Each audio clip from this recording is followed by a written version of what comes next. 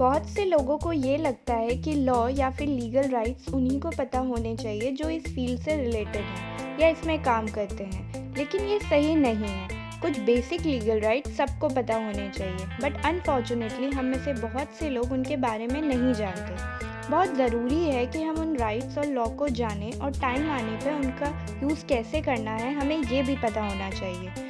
So in this video, we will tell you some basic laws that everyone should know. Hey everyone, welcome back.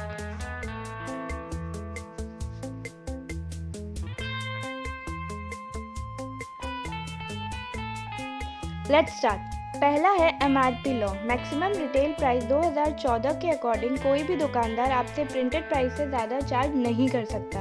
अगर कोई दुकानदार आपको MRP के ऊपर GST charge करता है तो आपका पूरा अधिकार है कि आप उसे मना करें या उसकी कंप्लेन करें।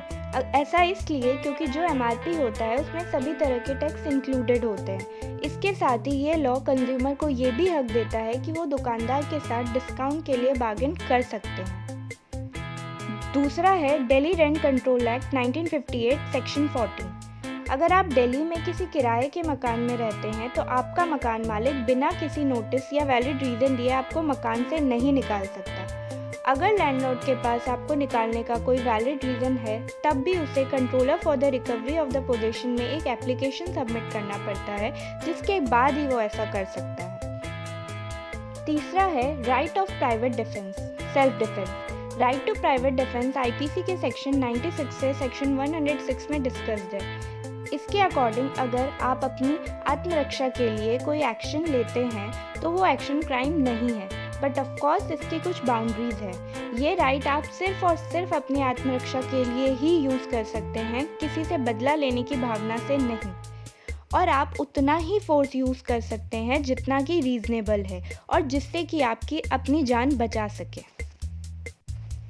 चौथा है section 185 to 202 of motor vehicle act 1988। अगर ड्राइविंग के टाइम पे आपके 100 ml ब्लड में 30 mg से ज़्यादा अल्कोहल का कंटेंट मिलता है तो आपको पुलिस बिना किसी वारंट के अरेस्ट कर सकती है।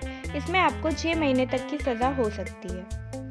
Next is maternity benefit act 1961। According to this act अगर कोई भी कंपनी उसके ऑफिस में काम कर रही किसी भी प्रेग्नेंट महिला को कंपनी से निकालती है तो उसके लिए उसे 3 साल तक की सज़ा हो सकती है। Women can take full paid leave from work to take care of her child. Next is a police officer is always on duty. अगर कभी कोई भी पुलिस ऑफिसर को कोई कंप्लेन मिलती है या वो अपने आसपास कोई क्राइम देखते हैं तो वो ये नहीं कह सकते कि वो ड्यूटी पे नहीं है, फिर चाहे वो यूनिफॉर्म में हो या ना हो। This is according to 1861 police act which makes it clear that police officer is always on duty. But इसका ये बिल्कुल मतलब नहीं है कि वो रेस्ट नहीं कर सकते। इट्स जस्ट दैट कि अगर वो कुछ ऐसा देखते हैं या सुनते हैं जो लॉ के अगेंस्ट है तो वो एक्शन ले सकते हैं। 7th, the limitation act. इस एक्ट के अकॉर्डिंग अगर आपने किसी को उधार दिया है और वो आपको लौटा नहीं रहा है तो आप 3 साल के अंदर अंदर केस कर सकते हैं। अगर आपने 3 साल के बाद केस किया तो आपको आपके पैसे वापस नहीं मिलेंगे या फिर इसका कोई मतलब नहीं रह जाएगा। So guys, these are some basic laws and rights that will benefit us only if we know how and when to use them. We hope कि आपको ये वीडियो पसंद आया होगा। Please like and share this video. Subscribe to our channel if you haven't subscribe yet. Comment section में हमें बताइए कि आपको ये वीडियो कैसा लगा। Will see you on Wednesday with a new video. Till then bye bye, take care.